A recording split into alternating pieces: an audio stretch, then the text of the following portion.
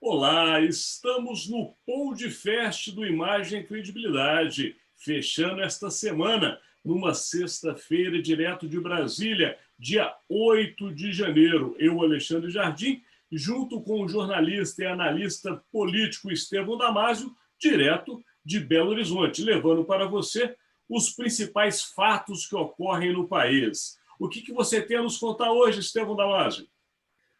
Oi, Alexandre, você é nosso seguidor, obrigado pela presença, pela audiência. Alexandre, na semana em que, infelizmente, o país ultrapassa as 200 mil mortes pela Covid-19, pelo menos nós temos aí uma notícia extremamente positiva. O Instituto Butantan pediu hoje, finalmente, à Anvisa autorização para o uso emergencial da Coronavac, a vacina fabricada pelo Instituto Chinês, mas numa parceria com o Instituto Butantan. Independentemente da origem da vacina, nós não podemos ter nenhum preconceito, já reafirmamos isso aqui. Nós tivemos uma ótima notícia também essa semana, a de que a Coronavac teve uma eficiência muito interessante, né? 78%, quase 80% de eficiência para casos moderados e melhor, 100% para casos graves, o que nos dá muita esperança de que, a partir de agora, possamos ter finalmente, com autorização da Anvisa, e agora a bola está com a Agência Nacional de Vigilância Sanitária, possamos ter no horizonte a data de início da campanha de vacinação. É interessante destacar que ontem o ministro da Saúde reafirmou que, na projeção mais otimista, iremos começar a vacinação no próximo dia 20.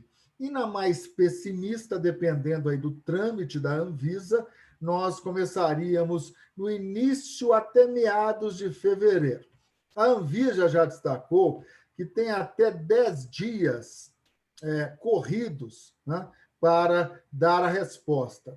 Eu entendo que, por estarmos vivenciando, Jardim e nossos seguidores, uma situação de fato emergencial, atípica, fora da curva, a Anvisa tem que redobrar os seus esforços e tentar, com toda a responsabilidade, obviamente, zelando pelo cumprimento dos padrões técnicos que envolvem esse processo, mas ela tem que fazer isso antes dos 10 dias, Alexandre. É importantíssimo, já que, de forma irônica, pelos problemas que a Pfizer está colocando, segundo o ministro da Saúde, para formalizar um contrato com o governo, entre os quais uma cláusula que o governo Bolsonaro não concorda, da Pfizer se eximir de quaisquer efeitos colaterais que possam existir com a sua vacina, eu vislumbro que realmente, de forma irônica, uma doce ironia, a Coronavac, tão criticada, tão rejeitada pelo próprio presidente, possa ser a principal vacina. O governo anunciou que já vai comprar 1 milhão de doses do Instituto Butantan. E, paralelamente, nós temos também a Fiocruz, que aí já é a parceria com a Universidade de Oxford, que deve também fazer o mesmo ainda hoje e pedir o uso emergencial da vacina. Independentemente das projeções políticas, da disputa política que, infelizmente, norteou esse processo, eu acho que, Alexandre, finalmente nós já temos uma luz no fim do túnel, viu? Grande notícia, Estevão Damasio. Com a sua análise, então, ficou claríssimo para o nosso seguidor entender a importância desse fato. Este é um fato que não é só de Brasília, é um fato que é do Brasil. Graças a Deus chegamos a esse momento, que chega ainda mais rápido essa vacina para todos nós, que é a população. Mas parece que você tem outro tema, né? Tenho, porque aqui em Brasília, né, Estevão Damasio, as coisas não param nunca. E teve uma reviravolta, viu, Estevão? A gente vem acompanhando aí essas eleições nas mesas diretoras da Câmara dos Deputados e do Senado Federal, e justamente no Senado houve uma mudança do cenário. O presidente da República ainda não colocou a sua, digamos assim, assinatura, né, sob nenhuma candidatura, mas hoje o filho do presidente, que é o senador Flávio Bolsonaro, do Republicanos, levou o seu partido a apoiar a candidatura de Davi Alcolumbre, que é o atual presidente da Casa e quer ser substituído por um colega de partido, que é Rodrigo Pacheco, do Democratas de Minas Gerais. Esta ida de Flávio Bolsonaro com Republicanos para a candidatura de Rodrigo Pacheco sinalizou, Estevão, que o Palácio do Planalto deve realmente ir na candidatura de Alcolumbre. Só que isso gerou um problema no Senado. Por quê? O MDB, que é o partido que hoje detém a maioria da casa e também, dentre a sua bancada no Senado, tem 2 líderes do governo, lembrando que um deles é o pernambucano Fernando Bezerra, que é o líder no Senado, mas também tem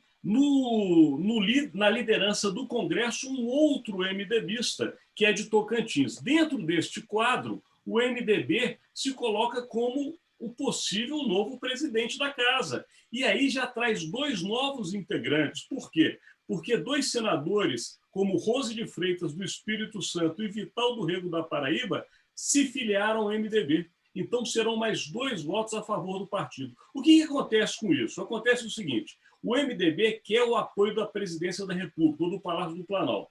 Com a ida de Flávio Bolsonaro para a candidatura de Rodrigo Pacheco, este apoio se torna mais difícil de acontecer. Portanto, hoje, o MDB está tentando buscar o apoio do PT, Partido dos Trabalhadores. Replicando o que acontece na Câmara. Não, perfeito. Só que, ao contrário da Câmara, Estevão, o PT não quer apoiar no Senado o MDB. Por quê? Porque eles lembram que, justamente, quando o MDB detinha o comando das 2 casas, que era justamente nas presidências de Renan Calheiros e de Eduardo Braga. Eduardo Braga, não. O ex-deputado presidente da Câmara dos Deputados pelo Rio de Janeiro, que está preso. Meu Jesus, como nós podemos esquecer assim?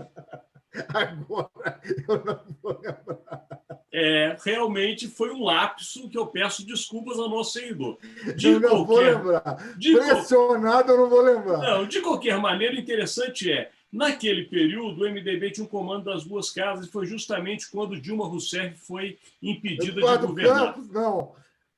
Não, Eduardo Campos era governador de Pernambuco, que morreu naquele trágico acidente quando era candidato à presidência da República. E o que nós estamos falando é o envolvido em muitas maracutaias, digamos assim, mas vamos deixar isso para lá, Estevão. O que interessa é vir para o cenário atual. Então, dentro disso, o PT se recusa ou não quer apoiar o MDB, justamente não querendo a volta desse cenário anterior.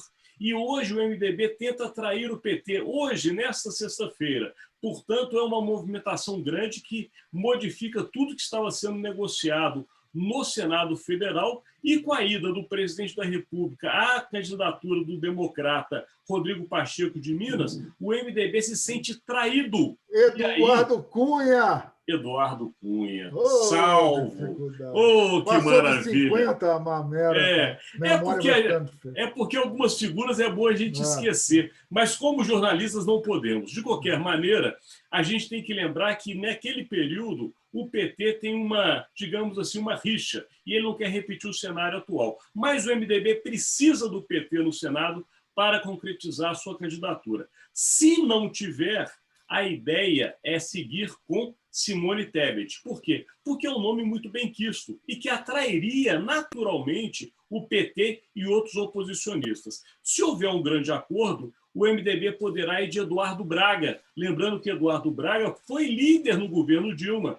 Foi também um MDB que apoiava o PT. Portanto, existe ali uma articulação, não mais para lançar Fernando Bezerra, que é o líder do governo na casa, mas sim para lançar ou Eduardo Braga ou Simone Tebet, com o apoio do Planalto ou sem o apoio do Planalto. Portanto, reviravolta na disputa pela presidência do Senado Federal. Se na Câmara os 2 candidatos já estão definidos, de um lado Arthur Lira, pelo PP de Alagoas, no outro, Baleia Rossi, como você lembrou, do MDB, no Senado existia um cenário que, a partir de hoje, sexta-feira, foi completamente modificado. E aí o nosso seguidor entende porque ficamos tão atentos às notícias de Brasília, porque aqui, como dizia um político antigo das Minas Gerais, Magalhães Pinto, política é como nuvens, se olha para ela um momento, no outro seguinte já está diferente. Portanto, chegamos ao final, né, Estevão?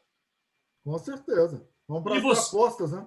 Vamos? Qual que é a sua aposta de hoje? Rapidamente, eu acho que a expectativa é enorme em torno aí desses pedidos, né, de registros de forma emergencial para essas duas vacinas, a do Butantan, Coronavac, e a de Oxford, que deve ser feita também nas próximas horas, pela Fiocruz.